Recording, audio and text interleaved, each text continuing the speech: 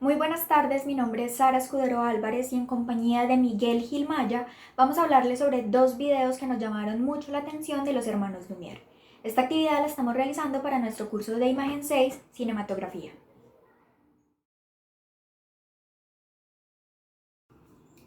Bueno, yo les voy a hablar sobre el Boulevard Anspach, que es uno de los videos de los hermanos Lumière. Antes que nada me gustaría hacer una pequeña introducción y es que el Boulevard Anspach es uno de los más importantes en Bruselas, Bélgica, y este tomó el nombre de uno de los exalcaldes que tuvo más impacto en la ciudad. Siento que es bastante interesante porque en el texto nos contaban que los hermanos Lumière ya se habían dado cuenta que estaban haciendo unas películas muy cotidianas y todo, pero sobre todo con un enfoque muy parisino, muy local. Entonces vieron una oportunidad de mostrarle a ese público parisino cómo estaban siendo las dinámicas e imágenes de otros lugares, y creo que aquí se dieron la oportunidad de hacer como un paralelo de el día a día de las personas en Bruselas, en Bélgica, y me pareció muy chévere porque primero la imagen es muy fluida y nos permite entender cómo era ese ritmo de vida, cómo se movían las personas, cómo vestían, la infraestructura, cómo eran sus medios de transporte, y me parece que ahora, bueno, uno tiene la oportunidad de entender el contexto y cómo funcionaba todo en aquella época, pero para el pueblo parisino creo que es muy chévere porque ellos pudieron hacer un paralelo de sus vidas, y a pesar de que son países relativamente cercanos, qué diferencias y qué cosas son similares a la vida diaria de ellos. Entonces me parece que los hermanos Lumière les dieron la oportunidad a su público de tener un enfoque diferente y tener otro tipo de imágenes mucho más, no sé, mucho más lejanas de lo que ellos están acostumbrados a ver, y sobre todo porque no estaba esa posibilidad de viajar como tan fácil como lo tenemos ahora.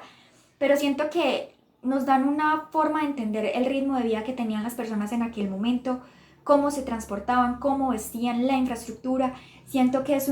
pues es una forma de generar mucho más impacto en darnos cuenta que los hermanos Lumière en ese momento lo que hicieron fue llevar mucho más allá, o sea, irse mucho más de lo local y darse cuenta que la fotografía tiene un enfoque casi internacional para compartirlo, y que las personas de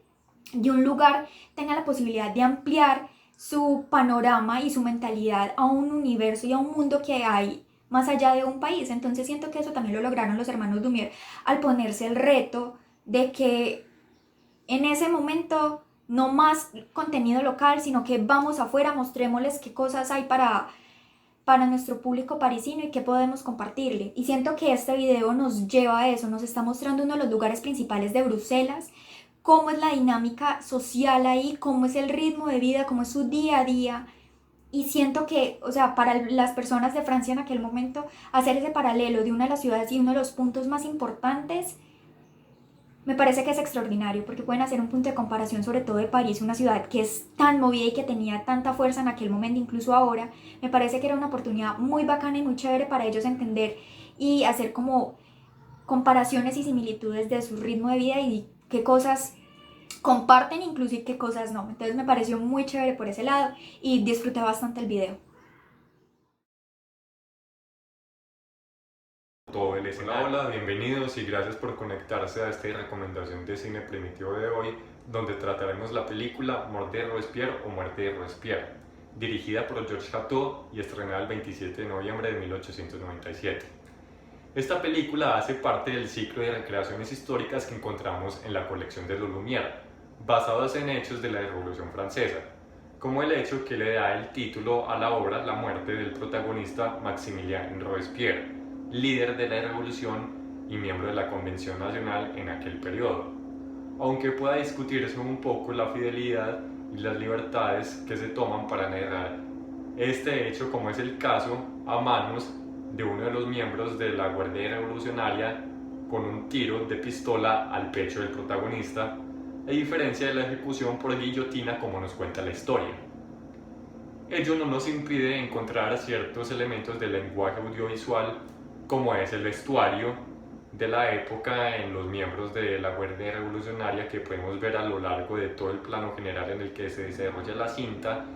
en el accesorio de la peluca de Maximilien, así como en el fondo, que podemos ver la corte donde se desarrollaban las convenciones y se reunía el congreso que presidía el protagonista. Es por lo anterior que todavía nos resulta tan recomendable para ustedes esta película, por todo lo que alcanza a reflejar socialmente y políticamente, en particular de esta parte de la revolución que llegó a conocerse incluso con el nombre del Reino del Terror, precisamente a causa de Maximilien Robespierre con sus purgas, que mencionaba en sus discursos y ordenaba desde el Comité de Seguridad Pública que presidía a los elementos de la sociedad que consideraba enemigos de la República, y que fueron precisamente los que se ganó enemigos y luego los llevaron a esta situación no solo de su ejecución final, sino de los atentados que se le hicieron en los días anteriores, donde, volviendo al tema de la fidelidad histórica, parece haber una inspiración más en la película del atentado que se le hizo precisamente la noche anterior cuando se refugiaba en un hotel a manos de un miembro de la Guardia Revolucionaria con un tiro en la cara,